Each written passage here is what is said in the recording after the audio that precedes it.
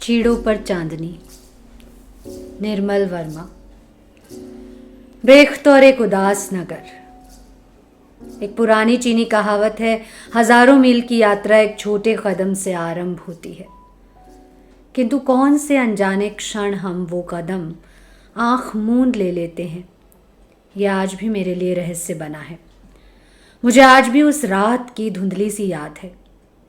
धुंधली सी इसलिए कि हम उस रात इतनी बियर पी चुके थे कि आज उसके बारे में कुछ भी याद रह सका, यही आश्चर्य है।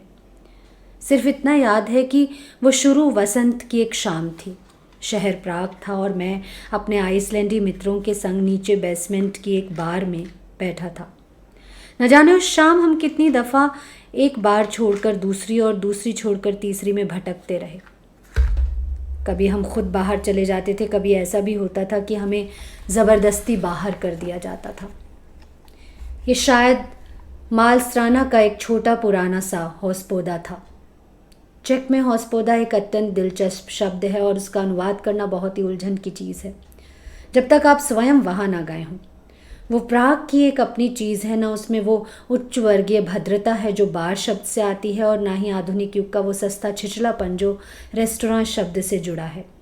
हौसपोदा की अपनी गर्म स्निग्ध सी आत्मीयता है, जहाँ शराबी अपने गले में हाथ डालकर गाते रहते हैं, जहाँ वेटर को अपनी प्रेमिका या प्रेमिकाओं से ही फुर्सत नहीं मिलती। शायद लंदन का टेबन हौसपोदा के सबसे नज़दीक आता है, किंतु अंग्रेज़ों में पीने की संस्कृति कहाँ। हमारी बहस और बातों का छोर शायद छुट्टियों पर आ टिका था। वो लोग, मेरे मित्र, वापस अपने देश लौट रहे थे, आइसलैंड। पिछले अनेक महीनों से उनके संग मेरा बहुत घना संपर्क रहा। अनेक छोटे से देश के प्रति मेरा आकर्षण अनजाने ही एक पहेली सा बन गया था स्वयं मेरे लिए। उनमें एक मेरे मित्र हैं, थोरगेयर, सिनेमाटोग्राफी के छात्र। उनकी एक कविता मैंने अरसा पहले कृति को भेजी थी। शायद हम में सबसे अधिक घुमक्कड़ व्यक्ति भी वही हैं। प्राग आने से पहले वो पेरिस में थे और उससे भी पहले स्पेन में। अन्य मित्र छुट्टियां ख़त्म हो जाने के बाद वापस प्राग लौट आएंगे, सिवाय उनके। वो हमेशा के लिए आइसलैंड जा रहे हैं, अपने कोर्स को अधूरा छोड़कर। कहीं भी ज़्यादा दिनों तक टिके रहना उनके लिए असंभव है। बियर के ग्लास से आंखें ऊपर उठी, एक हल्की सी मुस्कुराहट अपने होठों पर आ सिमटी। मैंने सोचा उन्हें शायद कोई नई हंसी मजाक की बात सूझी है, किंतु वो चुप रहे। सिर्फ गिलास पर मुस्कुराहट की छाया झूलती रही। अन्य मित्र भी मेरी और वैसी ही गोपनीय दृष्टि से देख रहे थे, जैसे उनके बीच कोई गुप्त समझौता हो जिसे वो मुझसे छिपा रहे हों। तुम्हें कोई आपत्ति होगी? इस बार थोरगियर ने कुछ झिझकते हुए कहा, एक ऐसी झिझक जो गहरी विनम्रता से जुड़ी होती है। छुट्टियों में क्या करोगे? थोरगियर ने पूछा। मैंने अपनी बियर को बहुत प्यार से देखा। उत्तर में वो हंसने लगे। तुम्हें कोई आपत्ति नहीं होगी हमारे संग आइसलैंड चलने में, सिर्फ कुछ दिनों के लिए। ये मजाक नहीं था। उन सबके चेहरे बहुत गंभीर थे। मैं हंसने लगा। उस रात ये बात ज़्यादा आगे नहीं बढ़ी। उनकी गंभीरता के बावजूद मैं उसे ज़्यादा गंभीरता से नहीं ले सका। भारत से यूरोप आना मुझे इतना असंभव नहीं लग रहा था जितना आइसलैंड जाने की कल्पना करना। मेरे लिए आइसलैंड की यात्रा आउटर स्पेस को छूने से कम चमत्कारपूर्ण नहीं थी। इसके बाद कौन कह सकेगा कि हमारे युग में चमत्कार नहीं होते। कम से कम मैं उन पर विश्वास करने लगा हूँ। हम प्राग बर्लिन की इंटरनेशनल ट्रेन में हैं। प्राग के स्टेशन पर हमें बहुत से मित्र विदा देने आए थे। टिकट मेरे पास है, वीज़ा बन चुका है। विदेशी मुद्रा की झंझटें भी लगभग सुलझ गई हैं, किंतु विश्वास अब भी नहीं होता। थोरगियर मेरे संग हैं। कभी कभी वो मेरे परेशान चेहरे को देखकर मुस्कुराने लगते हैं। बाहर प्लेटफॉर्म पर बहुत से जाने पहचाने चेहरे हैं। किसी ने सुझाव दिया कि मुझे अपनी यात्रा की विस्तृत डायरी लिखनी होगी। ये शायद मारिया का सुझाव है। कल रात हम सब संग थे। रात की अंतिम घड़ियों तक प्राग की सड़कों पर घूमते रहे थे। थोरगियर प्राग छोड़ने से पहले प्राग के सब बियर घरों और होस्पोदाओं को विदा देना चाहते थे। वो हमेशा के लिए प्राग से जा रहे थे। मैं फिर वापस आऊँगा, किंतु ये विचार ज़्यादा आश्वस्त नहीं करता था। लगता है मैं दुनिया के दूसरे छोर पर जा रहा हूँ। डायरी लिखनी होगी। हाथ हिलते हैं, वो सब हाथ जो दिन में कितनी बार प्राग के चौराहों पर मेरे हाथों से मिलते थे। हवा में हिलते हुए रुमाल और उनके पीछे धुंधले होते वल्तावा के पुल और उनकी पुरानी चर्चों की मीनारें। मैं आइसलैंड जा रहा हूँ, किंतु सोच रहा हूँ बराबर प्राग के बारे में। टॉल्स्टॉय का कथन याद आता है, वॉर एंड पीस की कुछ पंक्तियाँ। हम जब किसी सुदूर यात्रा पर जाते हैं, आधी यात्रा पर पीछे छूटे हुए शहर की स्मृतियाँ मंडराती हैं।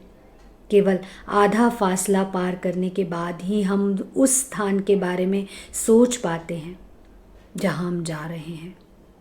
किंतु ऐसे लम्हे भी होते हैं जब हम बहुत थक जाते हैं, स्मृतियों से भी, और तब खाली आँखों के बीच का गुजरता हुआ रास्ता ही देखना भला लगता है। शायद क्योंकि बीच का रास्ता हमेशा बीच में बना रहता है, स्मृतिहीन और दायित्व की पीड़ा से अलग। मैं रेल की खिड़की से बाहर देखने लगता हूँ। हमारी यात्रा का पहला पड़ाव बर्लिन में है, जहाँ हम दुर्भाग्यवश एक रात से अधिक नहीं टिक सकते। पूर्वी जर्मनी का ट्रांजिट वीज़ा समय के लिहाज से 24 घंटों से आगे नहीं जाता। बर्लिन में अधिक दिनों तक रहने की लालसा मन में दब जाती है। सोचता हूँ वापस आते हुए कुछ दिन अवश्य यहाँ रुक जाऊँगा, और कुछ नहीं तो बर्गुमान म्यूज़ियम देखने के लिए ही। किंतु थोरगियर ने बहुत पहले ही ये योजना तैयार कर ली है। उनकी चिंतनधारा कब कहाँ कैसे मोड़ लेगी, इसका अनुमान लगाना मेरे लिए हमेशा असंभव सा रहा है। बर्लिन में उनके चंद आइसलैंडी मित्र रहते हैं। उन्हें पहले से ही हमारे आगमन की सूचना मिल चुकी है। कैसे उन्हें यह सूचना मिली, मेरे लिए यह अब तक रहस्य बना है। थोरगियर के आलस्य पर मेरा इतना गहरा विश्वास है कि वो उन्हें चिट्ठी या तार से कोई सूचना दे सकेंगे, यह असंभव सा लगता है। वैसे जैसा मैंने पहले कहा था, चमत्कारों पर मेरा विश्वास होने लगा है। वे लोग वहाँ टिकट लेकर मौजूद रहेंगे, थोरगियर ने कहा। कैसे टिकट? मैं कुछ भी नहीं समझ सका। मैं खुद ही नहीं जानता। उन्होंने अनमुखी आंखों से मुझे देखा। शायद किसी थिएटर के हैं। किंतु हमारी गाड़ी बर्लिन 7 बजे से पहले नहीं पहुंचेगी। थिएटर या कोई भी चीज़ असंभव है। स्टेशन से बर्लिन एंसेंबल ज़्यादा दूर नहीं, आध घंटे में पहुंच जाएंगे। Berlin ensemble? मैं खुली आंखों से थोरगियर को देख रहा था। नहीं, वो मजाक नहीं कर रहे थे। काश मैं उन्हें अच्छी तरह पीट सकता। अरसे से ये इच्छा रही। गाड़ी बर्लिन की ओर भाग रही है। मध्य यूरोप का प्रकृति दृश्य आज तक निरपेक्ष दृष्टि से नहीं देख सका। वैसे रेल की खिड़की के बाहर सब कुछ शांत और समतल है। सब एक ही जगह रुकी सी और फिर भी तेज़ी से बदलती हुई स्टिल लाइफ। मैं मध्य यूरोप में हूँ, जर्मनी में, और ये 1961 की गर्मियाँ हैं। दूर दूर फैले हुए खेतों पर जून की उजली उनींदी सी धूप और भूरी मिट्टी की गंध, एक बोझिल सी गंध जिसमें पूरी एक मृत पीढ़ी का अतीत भरा है। मैं 2 बार लंदन और पेरिस जाते हुए जर्मनी के बीच से गुजरा हूँ, किंतु कभी यहाँ उतरने को मन नहीं हुआ। कोई अदृश्य सा भय, एक अजीब सी झिझक सामने खड़ी हो जाती है। युद्ध को खत्म हुए एक लंबा अरसा बीत गया। कोई भी आज उसे याद नहीं करता। घिसी पिटी कहावत है, गढ़े मुर्दे को उखाड़ना ठीक नहीं। ये एक बुरी आदत है। किंतु मैं जो एक सुदूर देश से यूरोप आया हूँ, मुझे कई बार ऐसा लगता है कि जो समय सबके लिए, यहाँ के निवासियों के लिए बीत गया है, वो मेरे लिए अभी तक जीवित है, प्रतीक्षारत है, और जब तक मैं उसे अन्य प्राणियों की तरह भोग नहीं लूँगा, वो मुझसे छूटेगा नहीं। गड़े मुर्दे वे हर आदमी के भीतर हैं। जब कभी मध्य यूरोप से गुजरता हूँ, मुझे उनका ठंडा स्पर्श महसूस होने लगता है। मैं पूर्वग्रह ग्रस्त नहीं हूँ, किंतु आज भी मैं किसी जर्मन को देखता हूँ तो मेरे भीतर एक फिजूल बेमैनी सी बेचैनी होने लगती है। जी हाँ, बेमानी सी बेचैनी होने लगती है। ये बेचैनी एक हद तक उस बेचैनी से मिलती है जो मुझे बहुत पहले मान और काफका की कथाओं को पढ़ने से होती थी। आज सोचता हूँ तो आश्चर्य होता है कि मैंने इस बेचैनी को यूरोप आने से पूर्व कभी ठीक से समझने का प्रयत्न नहीं किया। यह आकस्मिक नहीं कि दोनों लेखक मध्य यूरोप के दो अलग अलग भागों से संबंधित थे, जर्मनी और चेकोस्लोवाकिया। यहाँ से गुजरते हुए पहली बार महसूस होता है कि यूरोप का यह खंड जिंदगी के उन अज्ञात गोपनीय रहस्यों से गुम्फित है जिन्हें आज तक फ्रांस, इंग्लैंड या स्पेन ने स्पर्श नहीं किया है। धूल का अंधड़ आने से पूर्व जैसे समूचे शहर में एक पीला दम घोटने वाला आशंकित धुंधलका भी नहीं, उजाले का गिलगिला सा फैल जाता है जब हम सूनी सड़क पर किसी अज्ञात घर की दीवार से सटे खड़े रहते हैं और हर वो चीज़ जो बहुत साधारण और परिचित है एक भयावह विकृत छाया लिए सामने से गुजर जाती है। मेरे लिए मध्य यूरोप का ये बहुत पुराना परिचित स्मृत चित्र है जो आज भी रेल की खिड़की के बाहर देखते हुए उभर आता है। सामने की बेंच पर थोरगियर आंखें मूंदे लेटा है। मैंने अपनी सिगरेट जला ली। शाम घिरने लगी है। बाहर आबादी के चिन्ह नजर आने लगे हैं।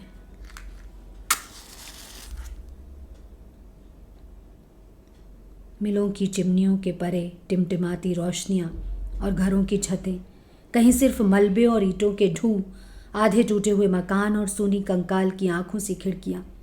बमों और गोलियों के निशान अब भी वैसे ही हैं। मैं थोरगियर का कंधा हिलाने लगता हूँ। वो अब भी सो रहा है। बर्लिन का प्लेटफॉर्म, रात।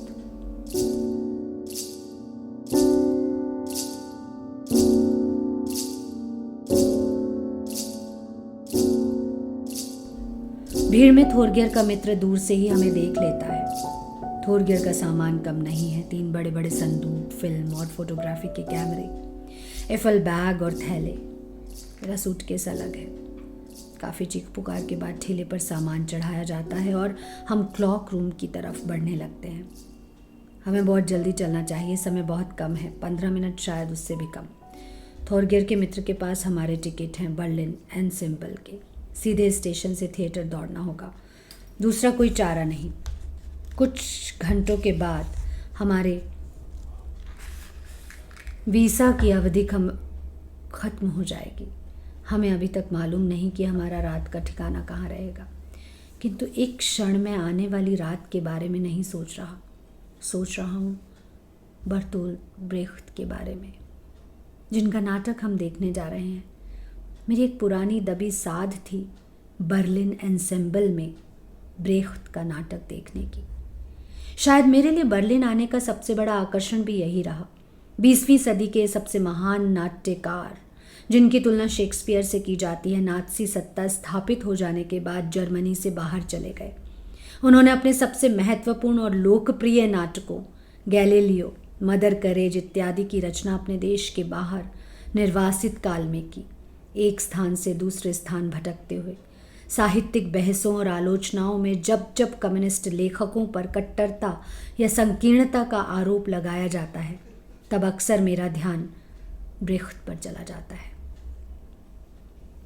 नाटक की समस्त परंपरागत मान मर्यादाओं को तोड़कर उसे 20वीं सदी के विशिष्ट प्रतीक के रूप में सर्वथा नया मोड़ देने वाला ये जर्मन लेखक एक फासिस्ट विरोधी कम्युनिस्ट भी हो सकता है। पश्चिम के आलोचकों के लिए यह हमेशा एक विवादास्पद विषय बना रहा है। आश्चर्य नहीं कि अभी तक समाजवादी देशों में भी उनके क्रांतिकारी प्रयोगों का ठीक से मूल्यांकन नहीं हो पाया।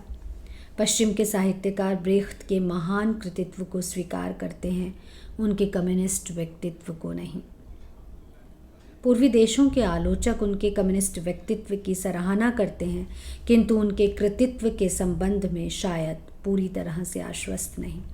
शीत युद्ध का रुग्ण वातावरण एक महान लेखक के इर्द गिर्द कितना उपहासास्पद विरोधाभास निर्मित कर सकता है, ब्रेख्त इसके सजीव उदाहरण है। युद्ध के उपरांत उन्होंने पूर्वी जर्मनी में रहकर स्वीकार किया, ये एक ऐसा तथ्य है जो आज हमें बर्लिन प्रश्न की पृष्ठभूमि समझने में बहुत कुछ सहायक हो सकता है। 1949 में अपनी पत्नी हेलन वेगल, जो खुद एक प्रसिद्ध अभिनेत्री हैं, के संग ब्रेख्त ने पूर्वी बर्लिन में बर्लिन एंसेम्बल की स्थापना की। आज ब्रेख्त जीवित नहीं है, किंतु हेलन वेगल के निर्देशन में उनका जादुई स्पर्श आज भी पूर्ववत स्पंदित होता है। आज ये अनहोनी सी बात लगती है, किंतु उस रात जिस अजीब परिस्थिति में हेलन वेगल से मुलाकात हुई, वो एक विचित्र अप्रत्याशित घटना थी। हम थिएटर अपनी भागदौड़ के बावजूद 15-20 मिनट देर से पहुंचे। इसका हमें खेद अवश्य था, किंतु ज़्यादा दुख नहीं, क्योंकि उस रात ब्रेख्त का नाटक terror and misery of third राइख दिखाया जा रहा था। ये नाटक अनेक छोटे छोटे नाट्य खंडों में संयोजित है, जिसमें हिटलर जर्मनी का भयंकर वातावरण चित्रित हुआ है। हर नाट्य खंड अपने में स्वतंत्र है और उसका रसास्वादन हम पिछले खंडों को देखे बिना भी कर सकते हैं। याद नहीं आता हम कौन से टेढ़े मेढ़े रास्तों और गलियों से होते हुए बर्लिन एंसेम्बल पहुँचे। पूर्वी बर्लिन का ये भाग जहाँ थिएटर है बहुत उजड़ा सा और वीरान दिखता है। यूरोप के सबसे क्रांतिकारी थिएटर की इमारत इतनी सादी और साधारण होगी, ये अपने में एक शिक्षाप्रद चीज़ थी। ब्रेख्त ने अपने थिएटर के लिए स्वयं ये स्थान चुना था। नाटक शुरू हो चुका था, अतः हम अपनी सीटों पर नहीं जा सके। फिर भी विदेशी होने के कारण हमें बाहर खड़े होकर प्रतीक्षा नहीं करनी पड़ी। एक महानुभाव हमें ऊपर बॉक्स की तरफ ले गए। दरवाज़ा धीरे से खोला गया। हम दबे पांव भीतर आए। 2 कुर्सियाँ खाली पड़ी थी। हम उन्हीं पर बैठ गए। कुछ देर तक हमें पता नहीं कि बॉक्स में हमारे अलावा कोई अन्य व्यक्ति भी है। वो चुपचाप एक कोने में सिमटी सी बैठी थी, इतनी तल्लीन और खोई सी कि कदाचित उन्हें हमारे भीतर आने का आभास तक नहीं हुआ। अधेड़ उम्र, चेहरे पर हल्की सी झुर्रियाँ, किंतु आंखों में एक तीखी तपती सी आभा, एक अजीब आकुल सी गर्माहट। ये हेलन वेगल थी। मुझे उस बॉक्स में अपनी उपस्थिति बहुत अखरने सी लगा जैसे हमने उनके एकांत कोने में आकर कोई अपराध किया है। कुछ देर बाद वो उठकर बाहर चली गईं और फिर नाटक के समाप्त होने तक दिखाई न दी। बर्लिन एंसेम्बल की प्रधान निर्देशिका हेलन वेगल से हमारी ऐतिहासिक मुलाकात का ब्यौरा यहीं ख़त्म होता है। नाटक ही तो है। ब्रेख्त के लिए महज ये काफ़ी नहीं है, वे इससे कहीं आगे जाते हैं। नाटक मंच पर खेलने की चीज़ नहीं, वो जीने की सक्रिय कला है। हर परिचित पुरानी चीज़ को नए सिरे से छूने की अपेक्षा है, ताकि हम उसे आज का, इस क्षण का धड़कता सत्य दे सकें। हकीकत ही तो नाटक है, सिर्फ उसे समकालीन दृष्टि से पहचानने की आवश्यकता है। समकालीन ये शब्द आज काफ़ी विकृत हो चुका है।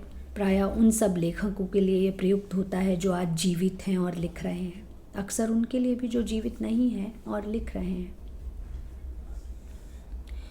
उस रात टेरर एंड मिजरी देखते हुए मैं पहली बार समकालीन शब्द से परिचित हो पाया। यदि उसका कोई अर्थ है तो सिर्फ एक प्रयोग, जब आदमी के अस्तित्व की हर तह एक नए स्तर पर अप्रत्याशित अर्थ ग्रहण कर लेती है, जब बाह्य परिस्थिति एक बेडौल विकृत छाया है, एक गूंगे दैत्य की मानिंद, जो ना कुछ कहती है ना हमारे सामने से हटती है, एक असहाय सा दबाव जिसे हर मनुष्य सोते जागते अपने पर महसूस करता है।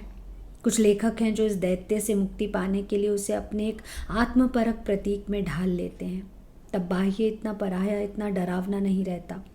काफ्का और एक दूसरे अर्थ में सार्त्र ऐसे ही लेखक हैं। एक रास्ता है इस भयावह सुरंग से बाहर आने का, एक अमानवीय दैत्य को निजी प्रतीक द्वारा साधारण औसत वास्तविकता में ढालने की प्रक्रिया का। ब्रेख्त भी यही करते हैं, किंतु बिल्कुल दूसरे ढंग से। बाह्य परिस्थिति उनके लिए ऐतिहासिक है, सूक्ष्म अर्थ में नहीं। समय के हार्ड मास ठोस पिंजर में आबद्ध जिस सदी में हम जीते हैं, उसके संदर्भ में बेहद इंटेंस राजनीतिक, फासिज्म, बंदी शिविर, नरसंहार, ये महज दीवार की छायाएं नहीं जिन्हें एक आत्मपरक प्रतीक दिया जा सके, क्योंकि ये स्वयं प्रतीक हैं एक विघटन प्रक्रिया के, जिसमें हम सब अलग थलग व्यक्ति की हैसियत से शामिल हैं। यह आकस्मिक नहीं कि ब्रेख्त का नाटक देखते हुए अचानक एक ऐसा क्षण आता है जब लगता है जैसे थिएटर की दीवार के परे बरबस कुछ आवाज़ें भटक रही हैं। दरवाज़ा खटखटा रहा है और हम दर्शक और अभिनेता, समूचा मंच और ऑडिटोरियम एक अजीब दबाव तले धंसने लगते हैं। सिर्फ एक उपाय है मुक्ति पाने का, हम बाहर निकल आएं और इन आवाज़ों के साक्षी हो सकें। ब्रेख्त कम्युनिस्ट थे क्योंकि उनके लिए कम्युनिस्ट होने के माने बहुत सहज थे, समकालीन होना। दूसरे शब्दों में अपने निजी घेरे के बाहर उन सब आवाज़ों का साक्षी होना जो 20वीं सदी के अंधेरे से टकराती हुई हमारे पास आती हैं। ये सब सोचा था उस रात जब हम बर्लिन की सड़कों पर भटक रहे थे।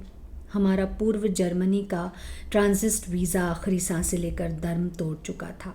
थिएटर से बाहर आने पर थोरगियर के मित्र ने सुझाव दिया कि हमें पश्चिम बर्लिन में रात काटने के लिए होटल तलाश करना चाहिए। यहाँ अंतर्राष्ट्रीय समझौते के कारण वीज़ा पर ध्यान नहीं देते। इस बीच 2 अन्य आइसलैंडी छात्र जो उसी शाम हमसे मिलने लेप्जिग से बर्लिन आए थे, थिएटर के बाहर मिल गए। हमने उनके सामने अपनी समस्या पेश की, किंतु इससे पेशतर कि हम अपनी बात पूरी कह पाते, उनमें से एक ने लापरवाही से कहा, अरे सुनो, रात अभी काफ़ी जवान है, क्यों ना हम थोड़ी बियर ही पी लें। थोरगियर जैसे इस देर से इसी प्रश्न की प्रतीक्षा कर रहे थे। हाँ, उन्होंने गंभीर दार्शनिक की मुद्रा में सब समस्याओं को अलग टालते हुए कहा, हाँ, ब्रेख्त के बाद बियर बुरा ख्याल नहीं है। होटल की समस्या कुछ देर के लिए टल गई, रात अभी जवान थी, किंतु उस रात जैसे बर्लिन की समूची आबादी बियर, पबों और रेस्टोरेंट से पर टूट पड़ी थी। हम जैसे भीतर जाते थे वैसे ही बाहर आ जाते थे, और सूखे और थके मांदे, कहीं भी बैठने की था नहीं थी। हम अंधेरी सड़कों को पार करते रहे। बर्लिन की पुरानी इमारतों पर जब कभी निगाह पड़ जाती थी, मुझे वियना और प्राग के पुराने मकान स्मरण हो आते थे। वैसा ही भयावह भारीपन और वैसी ही सूनी वीरान आँखों सी खिड़कियाँ। सोचता हूँ यह आकस्मिक नहीं, एक्सप्रेशनिस्ट पेंटिंग का इतना घना गहरा संबंध है मध्य यूरोप के शहरी प्रकृति दृश्य से। गलियाँ जहाँ एक कभी ख़त्म ना होने वाले दुस्वप्न की मानिंद आगे चलती चली जाती हैं। कुछ मकान हैं जहाँ लड़ाई से पहले यहूदी परिवार रहते थे, अब वे खाली और सूने पड़े हैं। कुछ फासले पर जली हुई ईंटें और टूटी दीवारों का मलबा दिखाई दे जाता है।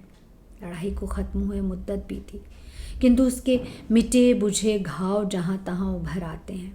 कहीं कहीं सड़क के किनारे ऐसी अजीब इमारतें भी मिलती हैं जिनकी चारदीवारी साबुत और संपूर्ण है, किंतु बीच में महज खोखल के अलावा कुछ भी नहीं लगता है जैसे हम किसी पूर्व ऐतिहासिक नगर के खंडहरों के बीच रास्ता टटोल रहे हों। आखिर एक रेस्टोरेंट में खाली जगह मिली। जर्मन बियर के गिलास हमारी मेज़ पर धीरे धीरे इकट्ठा होने लगे। नए आइसलैंडी छात्रों से मेरा परिचय हो गया था, किंतु फिर भी वे कभी कभी मेरी और तनिक हैरत भरी दृष्टि से देखने लगते थे, मानो उन्हें ये काफ़ी अजीब लग रहा हो कि मैं सचमुच उनके देश जा रहा हूँ। मैं खुद कभी कभी पीते हुए या बातचीत की रौ में भूल जाता था कि बर्लिन सिर्फ बीच का स्टेशन है, सिर्फ एक रात वहाँ ठहरना है और दूसरे दिन ही अपना बोरिया बिस्तर बांध कर वहाँ से चल देना है। आइसलैंडी का 2 चीज़ों के प्रति गहरा लगाव अद्भुत है, बियर और अपनी भाषा। अपनी भाषा के प्रति ललक और प्यार मैंने अपने देश में बंगालियों में और यूरोप में आइसलैंड निवासियों में अधिक और कहीं नहीं देखा। जी हाँ, कुछ ऐसा संयोग है कि भारत में मेरे सबसे स्नेही और आत्मीय मित्र बंगाली और यूरोप में आइसलैंडी रहे हैं। दोनों की मंडलियों में घंटों गुजारने का अवसर मिला है और गोवे हमेशा आपस में अपनी भाषा में बातचीत करते हैं। मैंने कभी उनके बीच अपने को अकेला महसूस नहीं किया। अभी तक आइसलैंडी भाषा के 2 शब्द सीख पाया हूँ, जिनमें से एक है पहले ही परिचित था, अर्थात उसका अर्थ है आइसलैंडी भाषा में वही है जो हिंदी में। शब्द है संबंध। संबंध शब्द वो है जिसका आइसलैंडी भाषा में भी और हिंदी में भी एक ही अर्थ है। उनकी बातचीत के दौरान अचानक मुझे ये शब्द सुनाई दिया। पहले मैंने कोई ध्यान नहीं दिया, किंतु दोबारा वही शब्द और उच्चारण सुनकर मैं कुछ चौकन्ना सा हो गया। कौतूहलवश थोरगियर से इस शब्द के अर्थ पूछे और हम दोनों हैरत से एक दूसरे की ओर देखने लगे। जब हमें मालूम हुआ कि दोनों भाषाओं में संबंध चाहे बिल्कुल ना हो, संबंध शब्द के अर्थ एक ही हैं। आशा करता हूँ हिंदी भाषा विज्ञान के शास्त्री मेरी इस खोज पर मुझे बधाई देना नहीं भूलेंगे। एक दूसरा शब्द भी सीखा है, स्काउल। अंग्रेजी में बहुत हद तक चीयर्स का पर्याय शराब या बियर पीने से पहले स्काउल कहा जाता है। चेक में नज़दार, जो मेरा प्रिय शब्द है, अन्य आइसलैंडी मित्रों को जब हमारी अद्भुत खोज का पता चला तो सबने अपने बियर के गिलास ऊपर उठा लिए। सबने कोरस में एक संग कहा, स्काउल फॉर संबंध।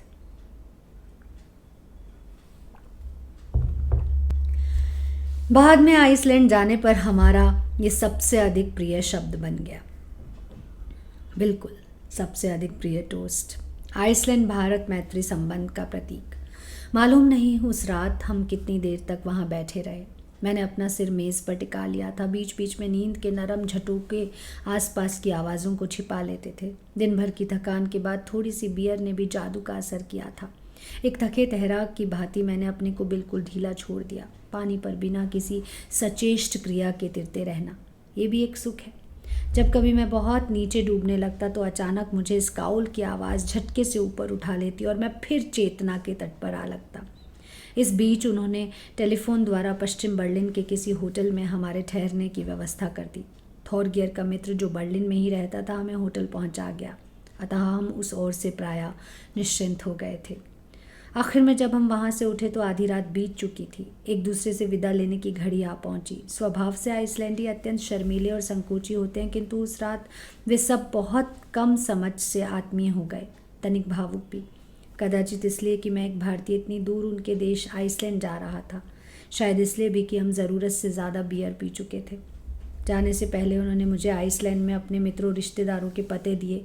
मुझे उन सब से मिलना होगा और उत्तर में जाइएगा असली आइसलैंड, वहाँ के रिक्याविक तो सिर्फ राजधानी है, महज टूरिस्टों के आकर्षण के अलावा वहाँ कुछ भी नहीं। उनमें से एक ने कहा, और ब्लैक डेथ, उसे पीना मत भूलिएगा, वो हमारी राष्ट्रीय शराब है। इस पर जोर का ठहाका लगा। आशा है आप किलियन से भी मिलेंगे। किलियन? मैं कुछ समझ नहीं सका। लेक्सनेस, थॉरगियर ने स्पष्टीकरण में कहा। ओह, लेक्सनेस, दिल्ली में उनसे मुलाकात हुई थी। इंडिपेंडेंट पीपल पर मैंने उनके हस्ताक्षर लिए थे। आज भी वो किताब दिल्ली में मेरे कमरे की बुक शेल्फ में पड़ी होगी। उसे पढ़ते हुए कभी कल्पना भी न की थी कि मैं कभी किसी दिन अपनी आँखों से उसे सुदूर द्वीप को देखने जाऊँगा जो नक्शे पर इतना अकेला और अलग सा दिखता है। पहली बार मुझे पता चला कि आइसलैंड में सब उन्हें किलियन नाम से पुकारते हैं। लेक्सनेस उन्हें बहुत औपचारिक सा जान पड़ता है। थॉरगियर नकल उतारने में एक ही है। किलियन का नाम सुनते ही उनके माथे पर बल पड़ गए। होंठ अजीब ढंग से मुड़ गए, जैसे वह सीटी बजाने जा रहे हों, और शब्दों को चबाते हुए उन्होंने आइसलैंडी में कुछ कहा। इस बार देर तक वो हंसते रहे। बाद में उन्होंने मुझे बताया कि लेक्सनेस हूबहू इसी ढंग से बोलते हैं। बहुत दिनों बाद जब रिक्याविक में लेक्सनेस से भेंट हुई तो मुझे बराबर थॉरगियर की नकल याद आती रही।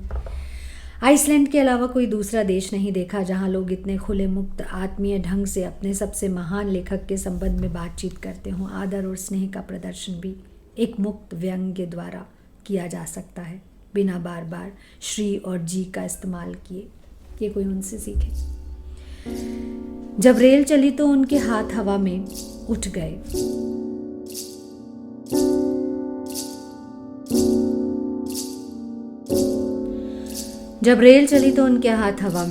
प्राग के बाद ये दूसरी विदा है। हम पूर्वी बर्लिन से पश्चिम बर्लिन की ओर जा रहे हैं। दो दुनियाओं के बीच सिर्फ 15-20 मिनट का फासला है। हम बर्लिन की लोकल ट्रेन में बैठे हैं। ट्रेन चलने से पहले वे प्लेटफॉर्म पर खड़े खड़े गाने लगते थे, एक आइसलैंडी लोकगीत जिसकी धुन इस क्षण भी हमारे आसपास भटक रही है। हर स्टेशन पर गाड़ी रुकती है, कुछ लोग भीतर आते हैं। पूर्वी बर्लिन के निवासी जो दूसरे क्षेत्र में जा रहे हैं, पूर्व से पश्चिम और पश्चिम से पूर्व, बिना किसी औपचारिकता या रुकावट के जाया जा सकता है। आज ये पंक्तियाँ लिखते समय बर्लिन में अनेक परिवर्तन हो चुके हैं। पहले जैसा मुक्त यातायात आवागमन संभव नहीं। आइसलैंड से वापस आते समय मैं बर्लिन में 4 दिन ठहरा था और उस थोड़े समय में जो कुछ देख समझ पाया वो इस अभिशप्त नगर की एक असाधारण झांकी देने के लिए काफ़ी था। शीत युद्ध की इतनी नंगी बेलौस तस्वीर शायद यूरोप के किसी शहर में दिखाई नहीं देती। हज़ारों ऐसे लोग हैं जिनके घर पूर्वी बर्लिन में हैं और जो हर रोज़ काम करने पश्चिम बर्लिन जाते हैं। अनेक ऐसे परिवार हैं जो इस विभाजित शहर का आईना है। आधा परिवार पूर्वी भाग में, आधा पश्चिमी भाग में। मैं एक पत्रकार की हैसियत से बर्लिन नहीं गया था, अतः किसी प्रकार की निश्चित सूचना देना न मेरा लक्ष्य है न बस की बात। आर्ट गैलरीज और म्यूज़ियम देखने के लिए अक्सर मुझे शहर के दोनों ओर जाना पड़ता था, और इस दौरान जो कुछ आंखों के सामने पड़ जाता था उससे बहुत कुछ खुले छिपे संकेत मिल जाते थे, अपने में बहुत साधारण और छोटे, किंतु एक असाधारण स्थिति के द्योतक। कौन प्रभावित नहीं होगा पश्चिम बर्लिन की ऊंची भव्य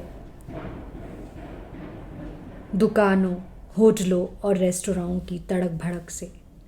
कुर्फुस्तेदाम अथवा हौसा के इर्द गिर्द घूमते हुए अनायास आधुनिक वास्तुकला की इमारतें हमें आकर्षित करती।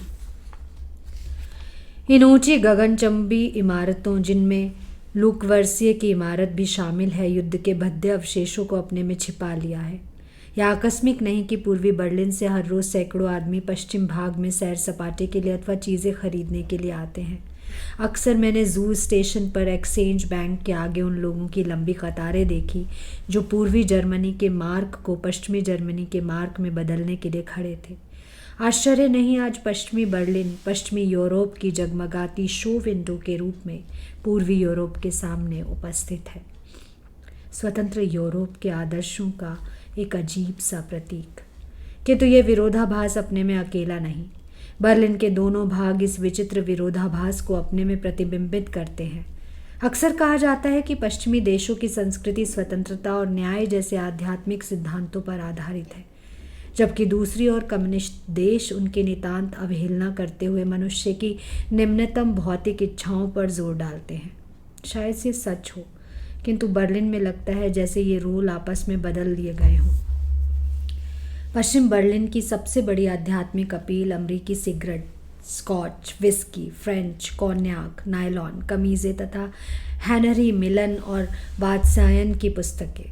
मेरा अभिप्राय कामशास्त्र के वात्स्यायन से है, जिन्हें देखने और ख़रीदने हज़ारों लोग पूर्वी जर्मनी से आते हैं। जहाँ तक इन चीज़ों के प्रति आकर्षण का प्रश्न है, मैंने पूर्वी और पश्चिमी बर्लिन के लोगों में कोई भेद नहीं देखा। उनके राजनीतिक सिद्धांत अथवा आध्यात्मिक मान्यताएं एक दूसरे से कितनी ही भिन्न क्यों ना हो। इसलिए एक प्रश्न बार बार मंडराता है, क्या पश्चिमी यूरोप बर्लिन में स्ट्रिप टीज और नाइट क्लबों के अलावा अपनी सांस्कृतिक स्वतंत्रता प्रदर्शित करने का कोई दूसरा बेहतर माध्यम प्रस्तुत नहीं कर सकेगा? और दूसरा प्रश्न, क्या इन सब चीज़ों का आकर्षण पूर्वी बर्लिन के निवासियों के लिए इतना अधिक गहरा है कि वो कम्युनिस्ट व्यवस्था के सम्मुख एक विकट आर्थिक संकट उपस्थित कर देंगे? एक दृष्टि से पश्चिम की तुलना में पूर्वी जर्मनी की कम्युनिस्ट सरकार अपने भौतिक दर्शन के बावजूद अत्यंत आदर्शवादी जान पड़ती है। जहाँ पश्चिमी बर्लिन में नाइट क्लबों के भड़कीले इश्तिहार दिखाई देते हैं, वहाँ पूर्वी बर्लिन के चौराहों पर, स्टेशन की दीवारों पर अक्सर बड़ी बड़ी सुर्खियों में चेतावनी के ये शब्द आंखों को रोक लेते हैं, फासिज्म नेवर अगेन। यह आकस्मिक नहीं है कि पश्चिम बर्लिन में मैंने आइखमैन के विरुद्ध एक भी इश्तिहार नहीं देखा, जबकि पूर्वी भाग में न केवल अखबार आइखमैन की खबरों से भरे रहते थे, बल्कि वहाँ अलग से मुकदमे का विस्तृत ब्यौरा देने के लिए पैम्फलेट और पुस्तिकाएं प्रकाशित की गई थीं। बर्लिन का भविष्य क्या होगा मैं नहीं जानता, किंतु ये 3 शब्द फासिज्म नेवर अगेन बर्लिन की दीवारों पर देख सका, मेरे लिए यही बहुत कुछ है। एक अन्य स्मृति भी है। पश्चिम बर्लिन की टूरिस्ट बस में बैठा हूँ। यह बस विदेशी टूरिस्टों को नगर के दर्शनीय स्थानों की परिक्रमा करवा लाती है। बस में अमरीकी, अंग्रेज़, जापानी तथा अन्य देशों के लोग भी हैं। सिर्फ 8 यार्क देकर 3 घंटों में बर्लिन के पूर्वी और पश्चिमी भागों का दौरा किया जा सकता है। हमारे संग एक चतुर और दक्ष जर्मन गाइड है, अत्यंत वाक्पटु और विनोद प्रिय। पश्चिमी जर्मनी के मुक्त वातावरण में सांस लेने वाला एक अत्यंत जागरूक युवा नागरिक। उसकी हर बात पर टूरिस्ट हंसते हैं। जब कभी मैं उसकी विनोद प्रियता में पूरी तरह से साझेदार नहीं हो पाता तो शायद इसलिए कि मुझ में अभी तक विनोद प्रियता का थोड़ा बहुत अभाव है। पूर्वी जर्मनी की खिल्ली उड़ाने का जब कभी अवसर मिलता है वो हाथ से नहीं जाने देता, बल्कि यूँ कहें कि उसी समय उसकी विनोद प्रियता पूरी तरह से प्रस्फुटित होती है। कभी कभी उसकी आवाज़ बहुत उदास सी हो जाती है उस समय जब हमारे सामने कुछ टूटी हुई इमारतों के खंडहर दिखाई देते हैं। ऐसी एक जगह उसने कहा, यह गोएबल्स की मिनिस्ट्री का दफ्तर है, देखिए सोवियत बमबारों ने इसकी क्या दशा कर डाली। कुछ आगे चलकर ये वो एक ऐतिहासिक इमारत है। उसका स्वर बहुत गंभीर हो गया, जहाँ हिटलर ने अपनी ज़िंदगी के अंतिम क्षण गुजारे थे। आप चाहें तो यहाँ उतरकर फ़ोटो ले सकते हैं। मेरे पास कैमरा नहीं था, वरना उसकी दुखी आत्मा को शांति देने के लिए मैं अवश्य फ़ोटो ले लेता। राइख्सटैग की इमारत के सामने पहुंचने पर उसका स्वर फिर जीवंत हो उठा। आपको मालूम होगा, उसने कहा, बल्गेरियन कम्युनिस्ट दित्रिट्रोव ने राइख्सटाग को जलाने का षड्यंत्र किया था, किंतु हिटलर ने उसका भंडाफोड़ कर दिया। उसके सुंदर सलोने चेहरे पर विजय मुस्कान खिल गई। लेकिन ये सच नहीं है, मैंने कहा। बस में बैठे सब लोग मेरी ओर आश्चर्य से देखने लगे। मुझे लगा जैसे उसका विरोध करके मैंने कोई अत्यंत अपराध कर डाला है। क्या कहा आपने? उसने मेरी ओर घूरते हुए कहा। दित्रिट्रोव के खिलाफ कोई सबूत नहीं मिला और उसे बाद में छोड़ दिया गया, मैंने कहा। शायद मुझे ये सब कुछ नहीं मालूम, उसने लापरवाही से कहा। But what's a bloody communist. जाहिर है मैं इससे इनकार नहीं कर सका। वो फिर जीत गया। सब लोगों ने चैन की सांस ली। कौन सी सीमा पर जाकर कम्युनिज्म का विरोध फासिज्म का चेहरा अपना लेता है मुझे नहीं मालूम, किंतु ये वो सीमा है जो आज भी पश्चिम बर्लिन को पूर्वी बर्लिन से अलग करती है। ये एक चुनौती भी है जिसका सामना हर ईमानदार व्यक्ति को कभी ना कभी करना होगा। दूसरे दिन सुबह हम बर्लिन छोड़कर आगे बढ़ गए। ये बदली का दिन था। बर्लिन का मेघाच्छन्न आकाश रेल की खिड़की से देर तक दिखाई देता रहा। अरसा पहले क्रिस्टोफर इशरहुड का उपन्यास पढ़ा था, गुड बाय टू बर्लिन। वो युद्ध से पहले का ज़माना था। पूरी एक पीढ़ी तब से आज तक गुजर गई है। बर्लिन बहुत कुछ बदल गया है, किंतु एक दृष्टि से वो अब भी वही है जो पहले था, एक संजीदा उदास शहर।